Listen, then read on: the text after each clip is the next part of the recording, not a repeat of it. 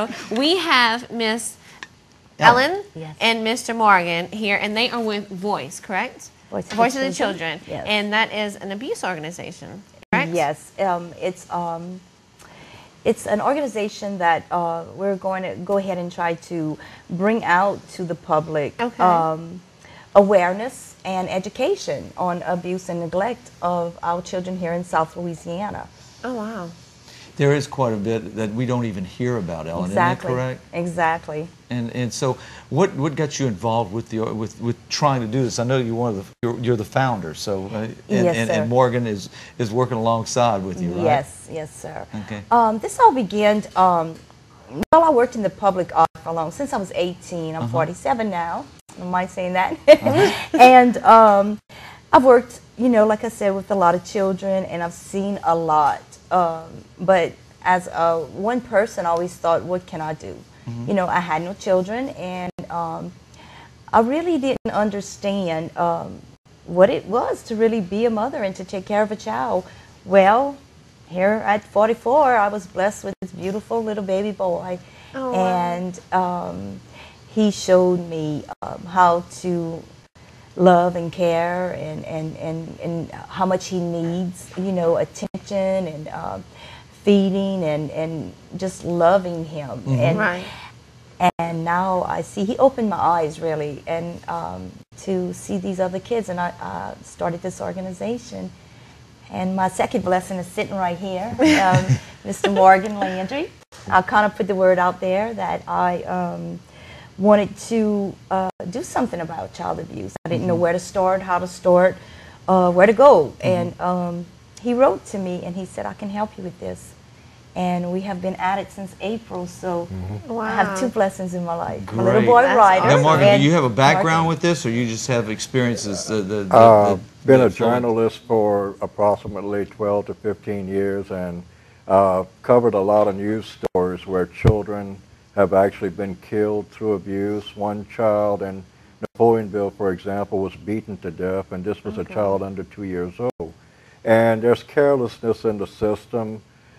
People that are in agencies that are supposed to help do not actually help, and we need more education there. We need people, an awareness of what should be done, what can be done, and where these children need help more. That's why we want to be their voice, because parents tend to forget. They get angry, they shake their babies, and that's not something you want to do. And there's a video that came out today about a man just almost twirling his child in a circle, and children at that age are very vulnerable. The bodies are not well formed yet, and the brains can come loose in the skull. It can cause all kind of damage, and we just need to be aware of that. So what exactly is your organization going to do for the public? Is it more of a learning organization, or is it like help for the kids themselves? Well, we're going to bring it as far as we can, you know, and whatever we can do. But for right now, we're trying to, you know, get awareness out there and bring education to, because I think awareness and education, there you go. Right. You know, maybe we can cut, you know, 50% of this, what's going on. You know, give classes.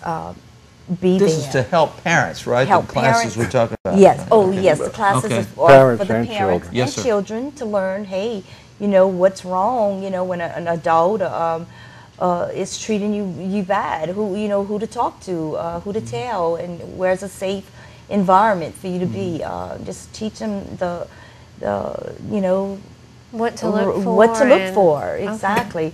So we're. Is there any, I mean, when you talk about child abuse, a kid can't just, I mean, I guess he can pick up the phone and dial 911, which would be great, okay, but are you trying to educate kids in school, or is that one of your goals, is to try to educate school where mom and dad may be abusive to them, where they can go or who they can speak with? Yes, that would be wonderful if I can get this out to the schools and the kids and let them know if you're being abused, tell someone.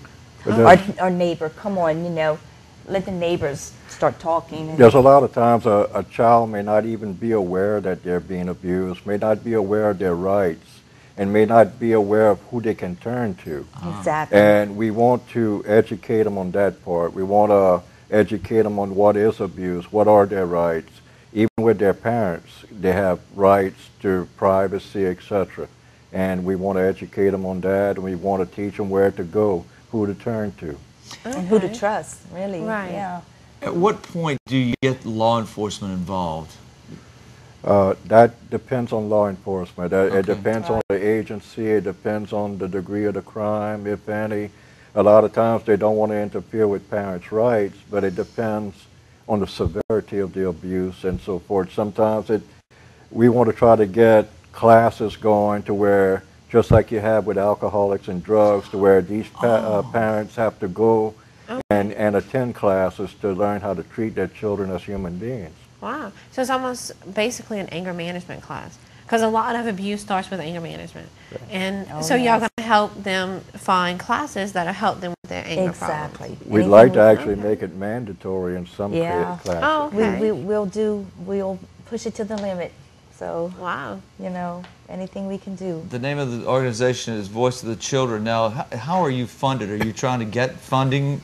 Well, yeah, we are a nonprofit organization, and like I said, we're just starting out. You know, we've been at it since April, so we're waiting for all the red tape and everything to get through. So, yes, we are a nonprofit. So. Okay. And do y'all, I know that y'all have a MySpace right now. Yes. Do y'all have a website other than that now? Yeah, or? we sure do. It's called votc.us, and you want to go ahead and put it on the top browser. For some reason, it's not working on the Google. If you Google or Yahoo it or something, you have to put it on the top browser, and it'll bring you straight to the site. And it explains what VOTC is all about. You know. Okay. And I wanted to show this. Okay. You had handed this to us earlier, and I thought this was the most adorable picture I've ever seen in my life. And this is actually y'all image here, correct? This is on the MySpace. Okay. Yeah, this is what I have to recognize Isn't that Voice of the most Children. beautiful? So if you see this picture, that's y'all. That's y'all. Voice of the Children's MySpace. A MySpace. Yes. Okay, so Yes. if you have a MySpace, you can go to the, myspace.com // do you have the Voice of the Children? And if you can't find it there, look through MySpace for this picture. You'll find it in there somewhere.